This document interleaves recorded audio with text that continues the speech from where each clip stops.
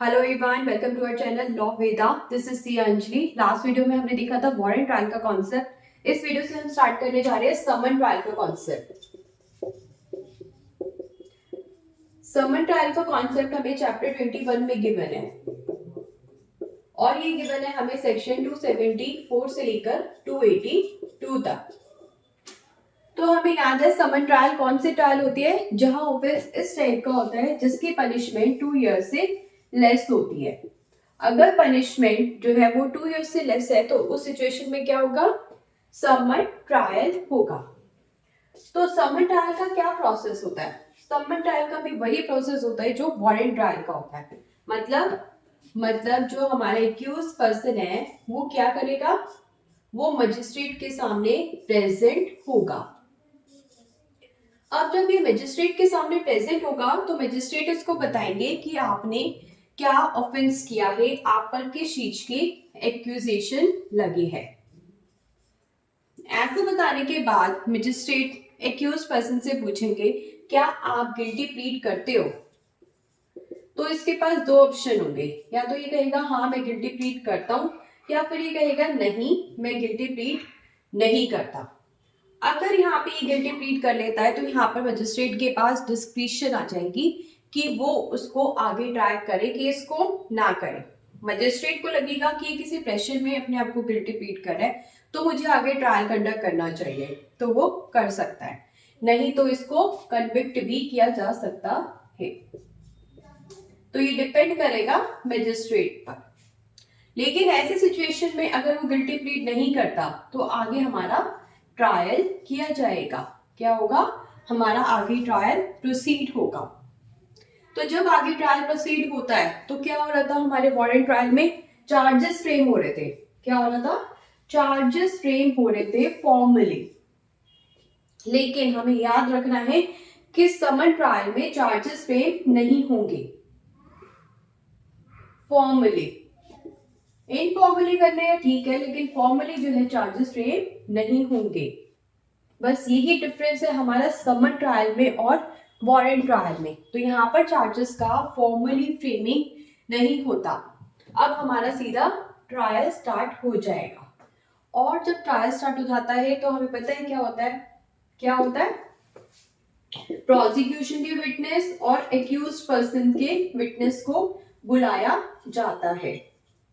और अगर प्रोसिक्यूशन या एक्यूज पर्सन ऐसा बोलते हैं कि आप किसी विटनेस को बुलाइए, वो हमारे कहने पर नहीं आ रहा, तो कोर्ट ऐसी सिचुएशन में खुद समन करता है और उस विटनेस को या किसी डॉक्यूमेंट को, थिंग को अपने सामने प्रोड्यूस करवाता है। तो बेसिकली अब हमारा प्रोसीजर स्टार्ट हो जाता है ट्रायल का।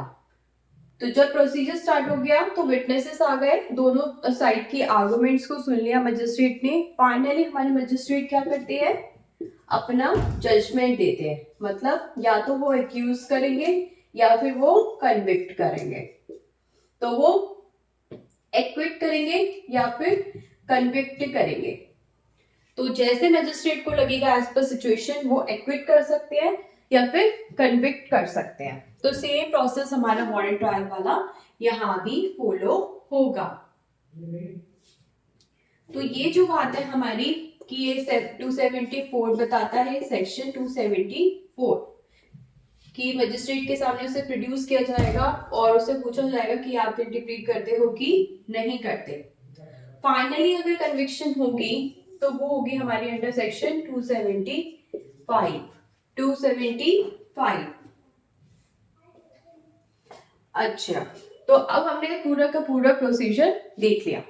एक छोटी सी चीज है जो हम यहाँ पर देख लेते हैं, वो क्या है, जब वो पर्सन प्लीड गिल्टी कर रहा है, इफ ही प्लीड्स गिल्टी और ऑफेंस कैसा है, पेटी नेचर का है। पेटी नेचर का ऑफेंस मतलब जहां पर सिर्फ 5000 का फाइन लग सकता है मैक्सिमम और कुछ नहीं हो सकता, तो पेटी नेचर का ऑफेंस है। और अगर पर्सन प्लीड गिल्टी कर रहा है तो वो ऐसे सिचुएशन में एब्सेंट है तो वो काम चल जाएगा।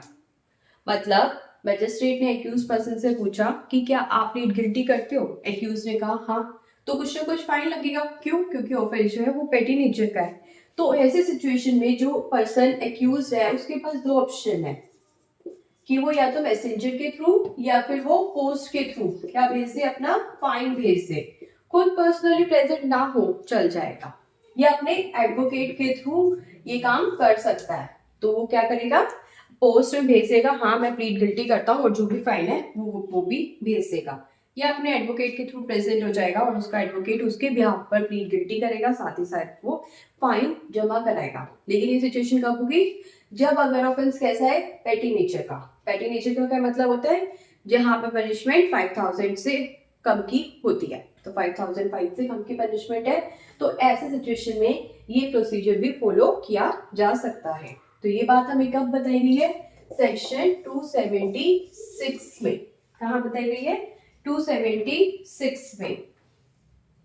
और ये प्रोसीजर वाली बात कहाँ बताई है, सेक्शन 277 में। कहाँ, 277 में। फाइनली एक्विटल और कन्विक्शन कहाँ पर, 278 में।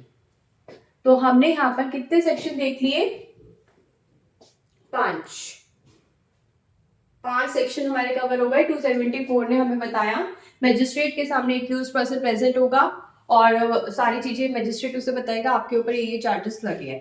फिर उससे पूछेगा कि आप प्लीड गिल्टी करते हो या नहीं। प्लीड गिल्टी करता है तो कन्विक्शन कर दी जाएगी, नहीं तो आगे बढ़ा जाएगा। आगे बढ़ा जाएगा तो हमारा प्रोसीजर स्टार्ट हो जाएगा। प्रोसीजर स्टार्ट होने के बाद एक्विटल या कन्विक्शन होगा। अब एक क्वेश्चन कि अगर वो यहाँ पर जो है गिल्टी प्रूफ नहीं होता, तो ऐसे सिचुएशन में क्या होगा, डिस्चार्ज। क्या होगा, डिस्चार्ज। जैसे हमारा फॉरेन ट्रायल में होता है। तो ये है हमारा प्रोसेस समन ट्रायल का।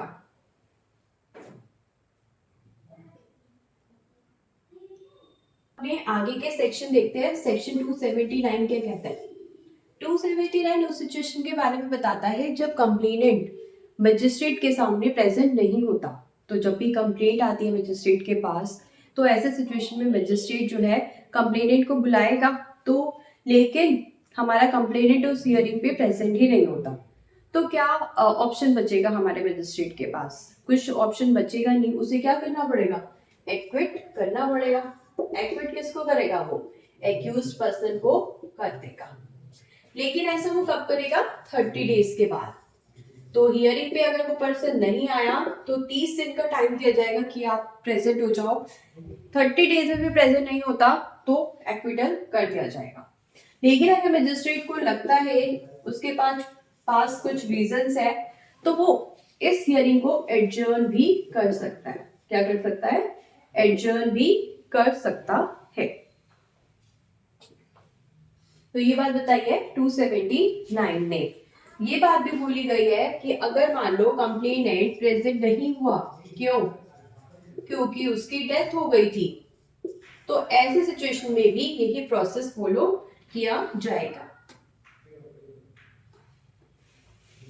अगर कंप्लेनेंट हियरिंग के टाइम पर प्रेजेंट नहीं होता, तो ऐसे सिचुएशन में भी यही प्रोसेस फॉलो किया जाएगा। उसका वेट किया जा सकता है 30 दिन के अंदर। और अगर मजिस्ट्रेट को लगता है सॉलिड रीजंस है, तो ऐसे सिचुएशन में जो है एडजर्न भी की जा सकती है हियरिंग। ये बात थी 279 की। अब हम देखते हैं 280 क्या कहता है। 280 विड्रॉल ऑफ कंप्लेंट की कॉन्सेप्ट के बारे में बताता है। और किसी कंप्लेंट का विड्रॉल कब हो जाएगा, किसी कंप्लेंट का विड्रॉल कब हो सकता है, जब तक फाइनल ऑर्डर नहीं आया। तो अगर फाइनल ऑर्डर नहीं आया और ये हमारा कंप्लेनेंट जाके मजिस्ट्रेट को सेटिस्फाई कर देता है कि हाँ मैं कंप्लेंट जो है विड्रॉ कर रहा हूं और जेन्युइन रीजंस भी है विड्रॉ करने के लिए, तो ऐसा किया जा सकता है। तो कंप्लेनेंट अपनी जो कंप्लेंट है उसको विड्रॉ कर सकता है। तो कंप्लेनेंट कौन हो सकता है, प्रोसिक्यूशन का जो एडवोकेट है वो हो सकता है, कंप्लेनेंट कोई और पर्सन भी हो सकता है। और ऐसे सिचुएशन में जब एक्यूज्ड रिलीज हो जाएगा तो हम क्या बोलेंगे, वो एक्विट हुआ है। क्या हुआ है, वो एक्विट हुआ है, मतलब डिस्चार्ज नहीं हुआ, बेसिकली एक्विट हुआ है। नेक्स्ट सेक्शन क्या कहता है, नेक्स्ट सेक्शन है 281। 281 हमें बताता है जब हमारे मजिस्ट्रेट के पास, मजिस्ट्रेट के पास कोई केस आया है लेकिन वो कंप्लेंट पर नहीं आया, तो कैसे आया है? किसी इंफॉर्मेशन के बेसिस पर आया है या फिर इन्होंने जो है सुओ मोटो कॉग्निजेंस लिया है। तो ऐसे सिचुएशन में क्या हो रहा है कि जो हमारे मजिस्ट्रेट है वो जेएमएफसी है या कोई और मजिस्ट्रेट है, तो सीजेएम के परमिशन के बाद ये क्या कर सकते हैं, स्टॉप कर सकते हैं प्रोसीडिंग्स को बिफोर द जजमेंट्स। अभी जजमेंट आई नहीं है तो हमारे जुडिशियल मजिस्ट्रेट बोल सकते हैं कि इस हियरिंग को रोक दो। तो ऐसा किया जा सकता है, ऐसा किया जा सकता है, लेकिन अब डिपेंड करता है ये प्रोसीडिंग्स हमारी कब स्टॉप हो रही है। हो सकता है जो भी हमारा प्रिंसिपल विटनेस है, प्रिंसिपल विटनेस किसका, प्रोसिक्यूशन का, वो आ गया, मतलब उसकी सुनवाई हो गई, या फिर प्रिंसिपल विटनेस की अभी सुनवाई नहीं हुई। अगर प्रिंसिपल विटनेस की सुनवाई हो गई उसके बाद प्रोसीडिंग्स को स्टॉप किया गया है तो क्या होगा, एक्विटल, नहीं तो क्या होगा, डिस्चार्ज। तो ऐसे रिलीज को क्या कहेंगे, ये बहुत इंपॉर्टेंट है। तो इस तरीके का क्वेश्चन पूछ लिया जाता है क्या, कि अगर प्रोसीडिंग्स को स्टॉप किया जा रहा है मजिस्ट्रेट के द्वारा तो क्या बोलेंगे। तो वो डिपेंड करेगा क्या हमारा प्रिंसिपल विटनेस प्रोसीडिंग्स में आ गया था या नहीं आया था। तो ये पूरा का पूरा सेक्शन हमें बताता है इस सिचुएशन के बारे में। नेक्स्ट सेक्शन, छोटा सा सेक्शन है 282।